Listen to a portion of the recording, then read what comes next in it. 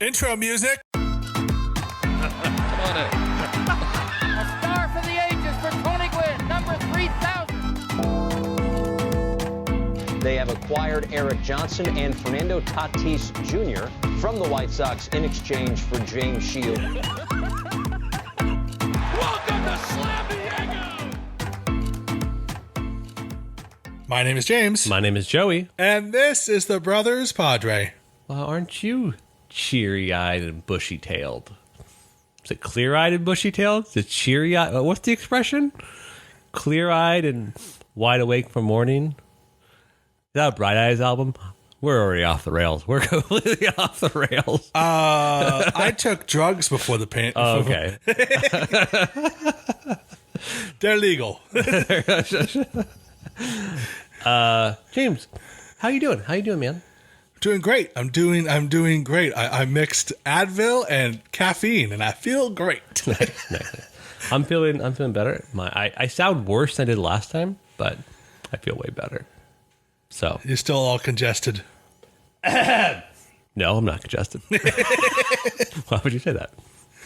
Ladies and gentlemen, he has been tested. It is not the COVID. It is My daughter. We've talked about her a lot in this show. Got babies get sick, and she snotted all over me because she's a booger machine. She's a complete booger machine, and so and she thinks it's funny when her snot lands in your mouth. it's gross, and that's how you get sick. So, James, what a week for San Diego Padres. It was a positive week, although you don't think so. It was a positive week. I just was one game away from my masterful prediction. So yeah, I'm a little annoyed by that. I understand, and I'm also annoyed that we were one game away from your masterful prediction, although my prediction was correct.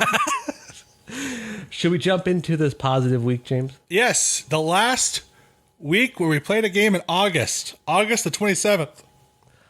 The first game, we had a weird Friday and Saturday 2-game set, and then we had a Sunday off. It was very odd. I don't remember the last time the Padres didn't play Sunday. Don Orsillo and Mark Grant could not stop talking about it, and really? they couldn't remember. And during the Saturday game, which was covered nationally, Eric Karros. I mean, Eric Karros has about the same charisma as a sock, and both of them couldn't think of the last time there was a Sunday day off either. It was wild. Anyways, San Diego Padres are welcomed into the desert, the barren desert, where people said, hey, there's no water here. Let's build civilization. And Phoenix, Arizona was like, yeah, and let's have a baseball team. So, ladies and gentlemen, Yeah. Joseph is clearly not better because the first game was fought in Anaheim and not the desert. We played. Well, this part will be cut out for time. Nope. Stay in Next series is. Next series. Oh, my goodness. Gonna drink some water. Regroup. All better. We are welcomed in to the City of Angels' little brother, south of it. Anaheim, home of Mickey Mouse. Are you familiar with this, James? I am. I have been to the Disneyland. And next Disneyland is Angels Stadium. And we are welcomed into that stadium, and Joe Musgrove says, no, I want to go to the playoff this year, please. I will throw a complete game shutout. The Padres win 5-0. After losing, I think, 30 games in a row, it feels like. It did feel like that. Joe Musgrove said, you know what? I will show you guys what to do. Jace Tingler said, including his no-hitter, this was his best pitching performance he had all year. Padres got hits. I was very surprised. I mean, I think I was kind of like, what is this team? This is like we're hitting. We had let me pull up the box score. We were hitting. Joe Musgrove shoved. We had a 3-run second, a 2-run fifth, 10 hits. We took advantage of bad errors. It was like, what is this team? This is the team that lost to the Rockies, the Diamondbacks twice. This is not the same team. And Joe Musgrove, yeah, I mean, it was awesome. Just absolutely awesome. Shut down Shohei Ohtani. Yep. Which, if you don't know, is best player ever. I think you could say there's no one who's ever going to have a season like this again, right? Probably, yeah. 40 plus home runs, sub 3 ERA. Like, how do you? Yeah, With like over 15 starts, like, what do you? it might be the best season anyone's ever had. Right. I mean, and that's like complete disrespect to Babe Ruth. This is nothing. Like farmhands filled in for Yankees during 1918. Right. This is a very different level of athletic skill today's game. So Oh yeah, exactly. yeah. Anyways, we shut him down. And it was awesome. I mean, just awesome to see Joe Musgrove shove and help the bullpen. A very, very tired bullpen. It was awesome. It was very cool. He took charge, and it's what we needed. Yep. Joe Madden said it was all Joe Musgrove's fault why we couldn't get any hits. Yeah, I love that. That's the best quote. I think that should be on a shirt. That should be on a shirt. James, shall we move on to game 2? This is the worst game of the week. Yeah, definitely. If we gave out worst game of a week awards, this would be the one. Yeah. Right. Very bad. Game 2, we are second game in Anaheim. The Angels beat us 10-2. And this was the point of like, oh, this is the team I remember. Yes. This is the team I remember the past few weeks. It was a brutal game. There's no way around it. It was Ryan Weathers' first start since Rothschild's departure. And yeah, he was more effective with his pitches, but he was still leaving them over the plate. He threw less, but got more hits. He gave up 3 runs in the first 3 innings of work. And Jace, the Reds had lost. And Jace's like, I'm going to win this game. I need to win this game. And that's the right move. Because Ryan Weathers is not... It was very obvious he wasn't hitting his spots still. And they're just taking him to town. And then our bullpen, who has been the best in baseball, completely collapses. Yep. Gives up 7 earned runs in the preceding innings. It was super alarming to see just like this, onslaught of runs and runs and runs and runs and runs. Like, what is happening? This is not good. And then I don't know, man. It was rough just seeing we couldn't stop any of it. Stop bleeding. And then we just stopped. And then a typical past month Padres, we just stopped hitting. We just couldn't. It was like, oh, we can't possibly respond back, so we don't come back, which is going to be a theme later on in another game. Yes. Which is that we just kind of saying we give up isn't correct, but we don't respond. That's for sure. The Angels scored in every single inning except 3 this game. They scored 2 runs in the 1 run in the second, 2 runs in the third, 2 runs in the fourth, 2 runs in the fifth, and 3 runs in the sixth. Yeah, and I think it showed our bullpen's been overused.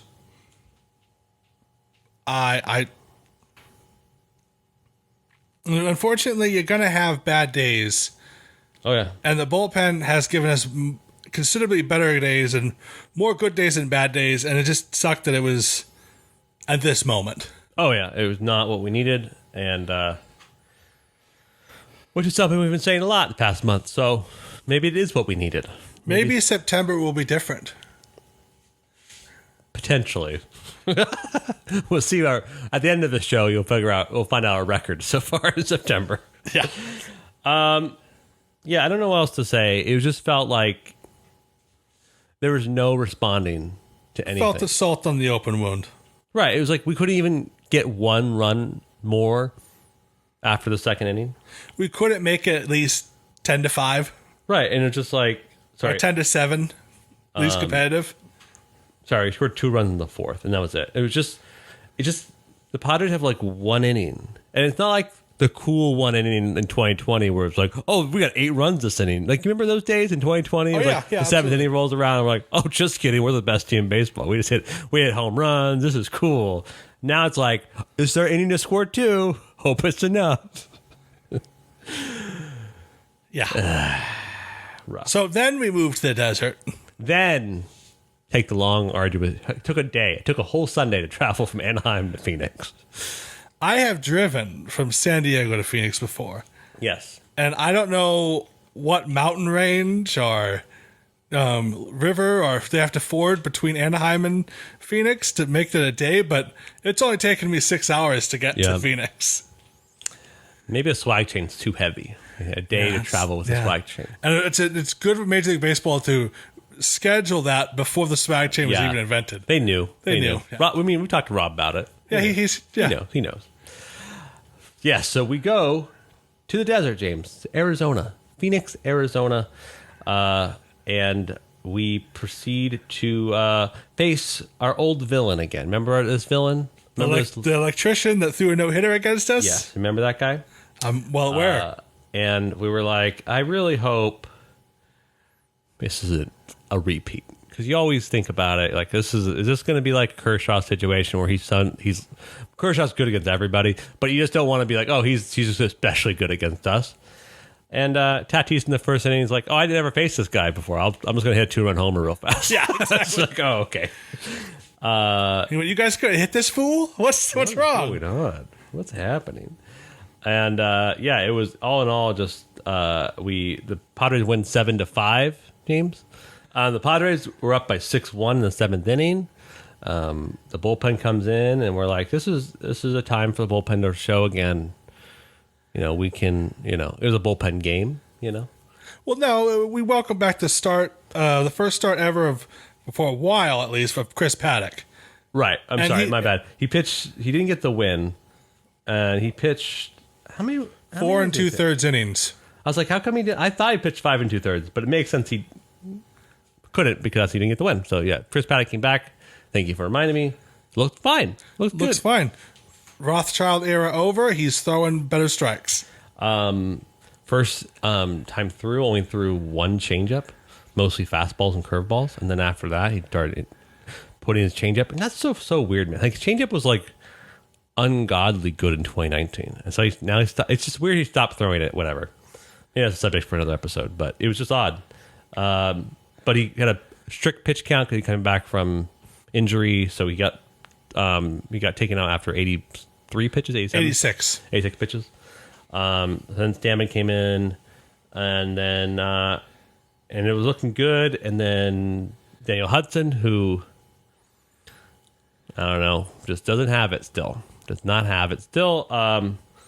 Gets the bases loaded with 2 outs. Ketel Marte steps up, and Emilio Pagan comes in to pitch for him and throws the worst pitch of his life. I'm going to say it. The worst pitch of his career, yeah. Maybe it's not because it's not that high leverage. It wasn't difference between us going to playoffs or not.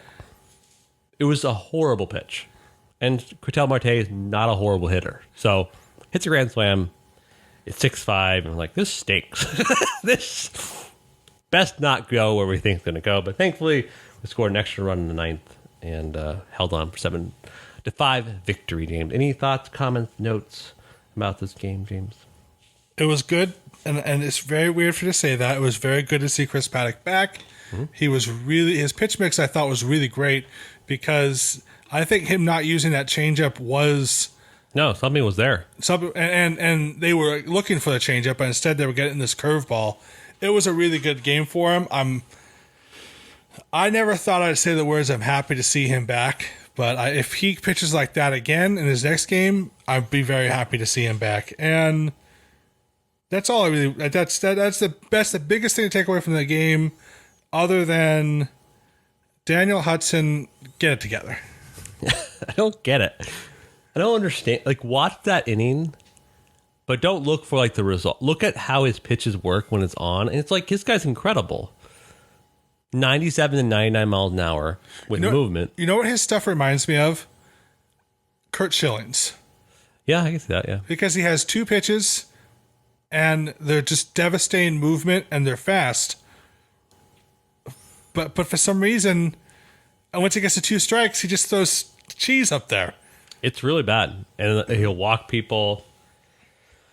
Yeah, I don't know. And also, Emilio Pagan, don't throw a 86-mile-an-hour slider that doesn't move down the middle to one of the best hitters in baseball. How about that? That would be a benefit to everybody. It would be good for my mental health. Yeah. What was upsetting about the inning was that Daniel Hudson almost got out of it. Yeah. Second, third, no outs. He gets 2 people out. And then Josh Rojas, who's soon to be like the villain of the Diamondbacks to us because he's a very good hitter too. He works the count much like a Padres hitter and just grounds the walk. Very upsetting. Very upset. But you know what wasn't upsetting? What? The next game. James, are you familiar with Blake Snell? Snellzilla? Yes. Blake Snell has had, I think, a complicated narrative this year. I would say, all right, that's fair. It's right? fair, totally fair. He's pitched very, very badly, and he's pitched well. In the month of August, he's pitched exceptionally well. Ladies and gentlemen, exceptional is an understatement. He was the best pitcher in the National League for the month of August. Led the majors in strikeouts in that month. Had a 1.7 something ERA. And he decided to show up again. Previous game last week and a half ago now. A week ago. He threw career high pitches against the Dodgers, 122 pitches, and longest outing of his career, 7.2 innings pitched. Did very, very well. And then this game, James, the Padres win 3-0, which is cool. But Blake's not a no-hitter till the 7th inning. The whole 7 innings pitched. No-hitter. And then what happened, James? He was at 111 or 112 pitches. Yep. And they pulled him because he was at 112 pitches and he had pitched 122 the previous game. And unfortunately, he had 3 innings where he threw 19 pitches in 3 innings, Yep. and that killed his pitch count. If those innings were 14, 15 pitch counts, he would have pitched the 8th inning, absolutely. Possibly pushed him into the 9th. Yep. And Blake Snell, super cool. He said, yeah, I want to get a no-hitter. I want to get a perfect game in my career. But I threw too many pitches. And if I go 140 pitches, I might have to miss my next start. And I'm trying to pitch in October. Yep. And the team's trying to go to October. We can't have that. It was controversial. A lot of people got mad about it. But it's the right baseball move. It's the right competitive move. If this was in April, he would have stayed in 100%. Yes. Yeah, okay, you pitch until you get a hit. If we can let you rest the next game. Right. This is the second to the last day of August. Our pitching staff needs to turn around, and for the most part, they have been. And this was a critical moment in Blake Snell's career and gave him confidence. Again, but you don't want to overwork him because, again, we want him to have 4 starts in October. Yeah. Manny Machado said words that are not appropriate for this podcast. Basically saying, bleep that. We need him to do this 10 more times. Yeah. And that's right. He's absolutely right. Because if that's this Blake Snell that we have, which it is, I want to remind everyone that this Blake Snell is this talented. This is the Blake Snell that won a Cy Young. And he's going to be a Padre till the end of 2023. Just a little throwing that out there. No hitter was breaking up by a bloop single by David Peralta, of course, the guy that kills us. And but Mark Mlanza came in to get his save that night, and won 3-0. Awesome game by Snell. 10 strikeouts, no hits, and 2 walks on 7 innings pitched. Phenomenal. Yep. It was. I think the most. For our starting pitching, it was the best shot in the arm we could have gotten. Then the next game happened. I need to mention Machado still hits the crap out of the baseball. Hit a 111 mile an hour 2-run shot. Manny, keep doing that. Keep also, doing it. Also, Adam Frazier scored on a very long single from first. That's pretty cool. That is pretty cool. Very, very cool. The unfortunate thing, James, is that we've talked about all the games. The third game of the series, the Arizona Diamondbacks allow us into their stadium, and we lose 8-3. On the back of a horrible start by Yu Darvish. Yes, he clearly is still not 100% from his back injury. His bad start, his last bad start was also in Phoenix against these Diamondbacks. Yu Darvish had 2.2 innings pitched with 6 earned runs. Yeah, it was. This time, though, the rest of the bullpen in this game mostly held it down. Yes. Mostly. They mostly come out at night. Mostly. It was rough watching. It's rough watching you because it's obviously something's not right. And you could tell, and even Carantini, watching Carantini can tell that something's wrong with you. And unfortunately, we can't afford to be not having him start. Correct. We need to have him start. This is the biggest question mark of us going. There's a lot of question marks going into this month, but he's the biggest one. We need him to be Yu Darvish and be very, very good. Yes. It's rough to watch. The rest of the game, Will Myers get a 2-run shot, which was cool. But once again, only scoring 3 runs. The Diamondbacks scored 6 runs in the fourth, which is absolutely devastating. And the Padres, I would love it if the Padres just scored 1 after that next inning. They just don't. They just. I don't know. I don't know, man. It's rough to watch them respond. They just don't. So this is the topic conversation of the podcast now. It seems to me, like the Padres can't get a big hit anymore. We're still working the counts. We loaded the bases. How many times do we have the bases loaded during the Diamondback series? It seemed like we had like 5 or 6 times we had the bases loaded during that 3-game stretch. We work the counts, we get bases loaded, but then that last guy gets up there and he forgets to work a count. Like they're all trying to hit a grand slam. If you remember, Slam Diego, several before those grand slams were hit, a lot of guys were walked in. That was the 5th or 6th run where he scored those innings. Yep. You can't everyone just keeps swinging for that, trying to overdo it when it's their turn, only when the bases are loaded. And it's getting really irritating. We can score 1 or 2 runs in the 3rd and the 4th, but when we have bases loaded in the 6th, we can't do anything. No, it's rough to watch. I don't know. It just feels like the approach is. The approach is just bad. I don't know what it is, but I just know it's bad because they're not producing in those moments. Home runs have been non-existent pretty much, except for Tatis. Man, I don't know. We're both surprised that Easley still has a job, our hitting coach. Exactly, I am too. I don't know what. There's a lot. I don't know. Let's wrap this up and we'll talk about it. Okay. Chris Matt comes in, shuts it down. Old friend alert, Dinelson Lamet. We have 2 more roster spots. So old friend Dinelson Lamet comes up, and then Taylor Williams also comes up. And Dinelson Lamet pitches this game and does the Dinelson Lamet thing. He just strikes out 3 people and allows 1 hit. So it's just...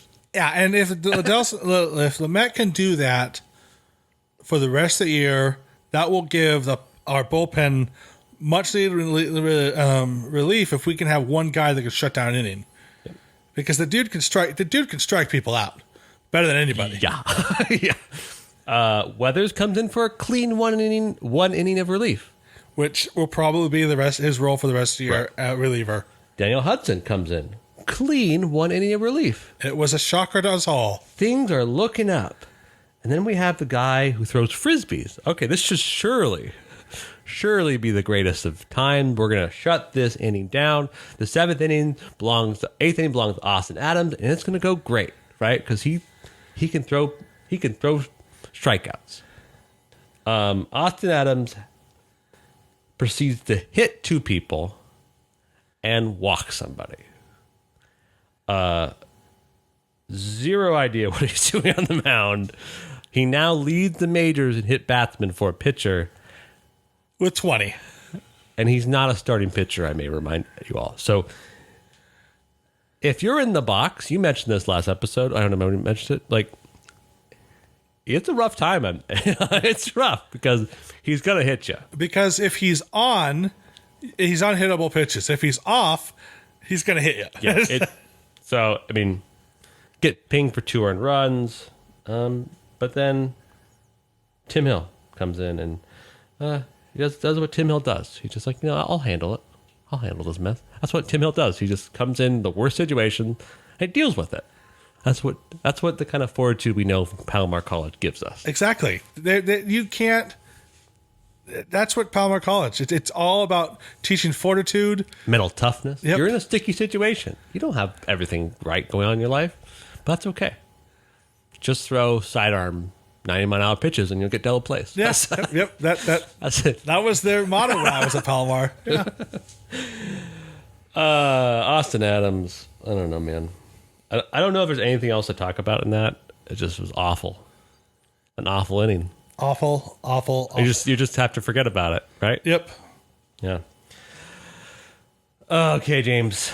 Ending our week going 3-2, which is better than the last few weeks. So you got to be positive.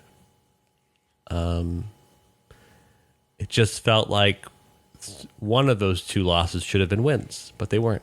Both those losses could have been wins. Yeah. One of them with you, Darvish, definitely could have been a win. So I guess going back to what we were talking about earlier, like the offense and you, Darvish, it's like that's the problem, right?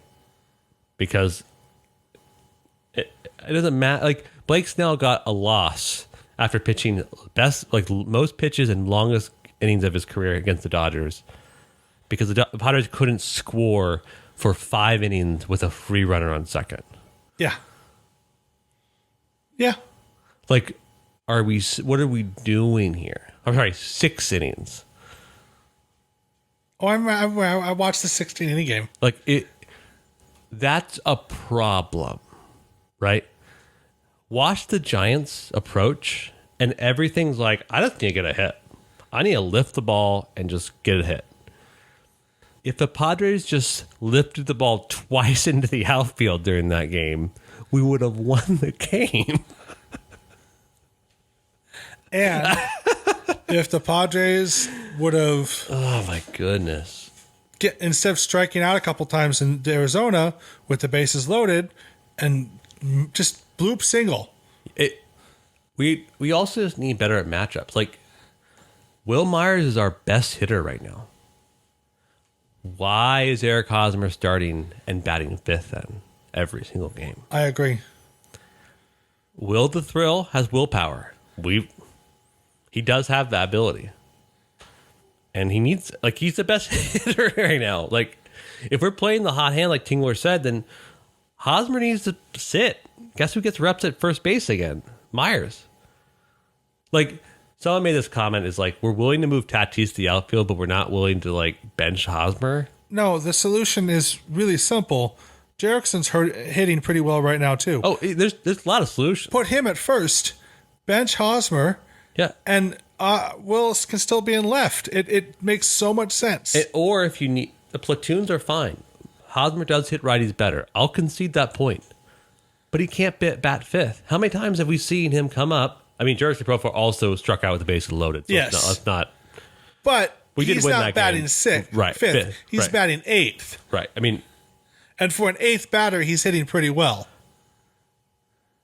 what do you think if you're a lefty pitcher or a righty pitcher and you face a top 3 MVP candidate in Tatis and you look on the on-deck circle and see Eric Hosmer? What kind of pitches do you think that MVP candidate's going to get? A couple in his ribs, close to his ribs. A couple, in the visitor's dugout. Yeah. Hosmer has actually had a double and a home run. I'm not saying he's not unproductive, but the numbers say Profar and Myers are doing better than Hosmer. Like, so what? I mean, if we need to spark a lineup and get wins, we need to start putting the best lineup out every single day. I agree. Adam Frazier had looked better. He's done the thing where he does. He fouls off tons of pitches, and he gets it. Like, and I like we're benching Pham because he's regressed a little bit. So what do we like? You can't tell me that yesterday's lineup against the Diamondbacks was our best lineup. It was not our best lineup. No, it wasn't. And so I don't know. It to me, it's like if we really are serious about this problem, they need to be very serious about how you construct a lineup. And I think also maybe Caratini shouldn't be used personal catcher anymore. I understand Yu Darvish has 11 pitches. I get it. I'm not discounting that crazy task of a catcher has to have. But Caratini is horrible at hitting. He has some clutch hits, but that's about it. And, he's actually not the greatest defensive catcher, and he's a horrible arm. This is all true. We have a guy in AAA that did not do well in his first major league call-up, Luis Campusano, who has above average arm strength and hits home runs like nothing else. I'm not saying Yu Darvish gets Luis Campusano. I don't think that's a good idea. But I am saying is maybe we do something where Paddock is camp or Campusano becomes a late inning replacement or something. Like we need to start trusting the talent more and trusting the offense more, because if we're just playing this like defense first game, we're just ignoring the glaring problem in offense. I don't know. I'm off my soapbox. Maybe that's not. You're 100% correct. Right. Something needs to happen. Something needs to be changed. And the look of Chase Tingler's face in the dugout yesterday, the look of just bewilderment and frustration on his face was classic. And Yep. something needs to change. And I think you got to put the best guys you have out there. You got to get runs. You got to get people on base. Even that's the thing with Will Myers. Even when he's not getting hits, he can still draw a walk. Yeah. How many times has the bases been loaded with Haas or Jerkson or something, or Carantini, and they can't even draw a walk? The curveball in the dirt, they swing over. Yeah. and you can tell when Will Myers is looking Right. like the first two strikes, if it's a fastball, he'll swing away, but then he'll just foul off Yep. until he sees a fastball, or he'll just work a walk. It goes back to a discussion on Saris, analytics writer for Athletic. I don't know if I mentioned this on the podcast or not, but he said the Padres player development and in-game decision making is not up to par with like the best teams in baseball. And they're not given the best information possible. And we talked about this a little bit about how we need to have more new school guys. And it just kind of shows it's like we are not giving the best information to the manager about like potential matchups, and we're not empowering our hitters to be the best they possibly do, but the best matchup they're given. And that's a bad place to be, and we have to, and so we're at this place now where we don't trust talent that we've developed to the minors because we're like, well, maybe they don't perform. Like Campusano had a horrible stretch this year. He did not have a good stretch with Blake Snell. He didn't have a good chemistry. He didn't hit very well, but it doesn't mean he's not good. Right, that's the problem. Is like we're not putting people in the place to succeed like the Rays do. The Rays put every single player in their lineup because they tell them we think you're going to succeed today, based on this hitter, this pitcher, whatever. Yes. I don't know, but it's not. But what we're talking about isn't like advanced analytics. We're just saying Will Myers is hotter, so should play more. Yeah, and also the thing is, we talked about this before. Our pitching coach is not an analytics guy. Our hitting coach. Our old pitching coach wasn't an analytics guy either. Right. We got rid of him to get an analytics guy in there, and I think is paying dividends. I just think I think the hitting coach has got it. The hitting coach is, if he is not fired, if we don't turn around, he's not fired by the end of this year, he will not be back next year. The amount of ground balls we hit is just absurd. Like, it's just, I understand pitchers are very good. I'm not discounting the toughness of baseball, but you just cannot be the same team that were in 2020 that just was hitting line drives like crazy, then all of a sudden regress into this like ground ball machine team. You just can't. I'm gonna see if I can find the ground ball rate by team. Yeah. Yeah. Anyways, I can't find it. I'll find it later. But it's not. I mean, it's not. I mean, just by the eye test, it's just we're grinding out a lot. I mean, home runs like Tatis is hitting home runs. Grisham finally got a home run again. Hosmer lucked into a home run because sometimes he remembers how to hit a ball in the air. I don't know. It's just it's we can suffer series losses if we fight back offensively, right? Yeah. I was okay. I texted you this. I'm okay losing 10-8 or whatever. I'm okay losing games if I see that we're trying to respond, and just right now we just don't respond. Like, we're going to be down in tough game. We have to fight back. I agree. And we can't fight back by pummeling the ball into the ground. Yeah. Yeah. Yeah. But we had a winning record this week. We were right. 3-2. So that's a positive outlook. We scored a lot more runs than we usually did, at least the last couple of weeks. So it's a positive outlook. We are trending in the right direction. Oh, and pitching performances have been excellent. Yeah. Apart from the Saturday bullpen game and Yu Darvish. Yes. Right. There's a lot to be positive about, but the margin for error currently isn't great because we're a half game back from the wild card spot. So one loss matters a lot. With the Cardinals and Phillies right on our heels. Right. Yes. Right. So, James, we look forward to next week. Next set of games. We're gonna go forward to the Houston Astros coming to town Friday, Saturday, and Sunday. And Los Angeles Angels will also come into town on Tuesday and Wednesday. What do you think our record will be after those 5 games? Well, Joe Musgrove is pitching on Saturday. Mm-hmm. He dominated the Astros for that relief pitch. He did. If Jake Arrieta on Friday can keep us competitive for 6 innings. 6 innings, huh? Yes. Are you sure it was just Advil he took earlier? 6 innings. Joe Musgrove will win us on Friday. On Saturday. And that means Snell will pitch on Sunday. Paddock pitching Sunday. Oh, okay then. I get we hit the Astros pretty well last series. I think we take 2 from the Astros, and we sweep the Angels. So I'm saying 4-1.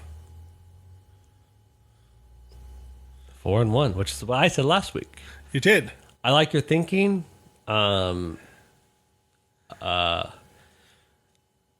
will not have the luxury of missing Shohei Ohtani in that Petco.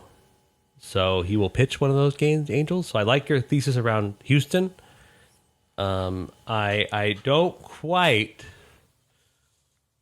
think Arrieta will go 6 innings because he has 0 track record for being good this year, even in his Coors start. Yeah, I don't know about Jake Arrieta on Friday, but I'm glad we have arms. I said we're going to lose one of the Astros. I believe I said that. I think it'll be 3-2. I think we take 2 from the Astros, and I think we lose the Ohtani game. Okay. I think that it is a complete flip from the other week. Isn't that funny? Yeah. But I'm happy to be wrong. I'm happy to say, I would happy to be, hey, we're 5-0. I want to be 5-0. I want to be 5-0 every 5 games. There's just no reason for me to believe that currently, because The offense has done nothing. But who knows? Maybe the Astros are coming to town, and Jose or Kitty will just be like, we know how to hit him. I don't think we do, but maybe we do. Who are we facing on Friday? Or Kitty, and then Valdez on Saturday, and is it Greinke on Sunday? No, Garcia on Sunday. All good pitchers. Yep. I don't know. We'll see. James, I hope next week that we talk about another winning record week. That'd be awesome. Wouldn't that be fun? It'll be very fun. Yeah. James, we're on YouTube. We're on Apple Podcasts. We're on Spotify. We're all those fun places. Thank you for listening to us. We appreciate it. We're on Twitter at Brothers Padre. And until next time, James, go Padres. Go Padres. And there it is! Ho-ho, doctor! You can hang a star on that, baby! So this part will be cut out for time. Nope.